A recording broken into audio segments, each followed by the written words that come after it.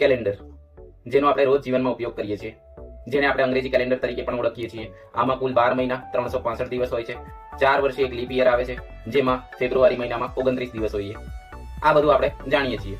પણ આજે આ કેલેન્ડર વિશે વાત કરીશું. આ કેલેન્ડરનો આવિષ્કાર કેવી રીતે થયો અને ક્યાંથી થયો. આ કેલેન્ડર સૌપ્રથમ રોમમાં શરૂ થયું. આ કેલેન્ડર ભગવાન ઈસુ મસીહના જન્મ પર આધારિત છે.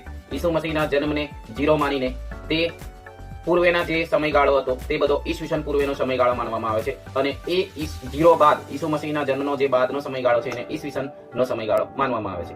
આ કેલેન્ડરની શરૂઆત તો ઘણા વર્ષો પહેલા જ થઈ ગઈ હતી, પણ તે સમયે આ કેલેન્ડરમાં ઘણી બધી ખામીઓ હતી. આ કેલેન્ડરમાં સૌપ્રથમ 10 જ મહિના હતા, પણ 12મા નંબરના પ્રોફ ગેગોરી નામના એક વ્યક્તિએ આ કેલેન્ડરમાં સુધારા કર્યા અને ઈસવીસન 1582માં આમાં સંપૂર્ણ ઓપ આપી 12 મહિના અને 365 દિવસ આપી આને જગત સમક્ષ મૂક્યું. ત્યારથી આ કેલેન્ડર વિશ્વમાં પ્રચલિત બન્યું. તે સાથે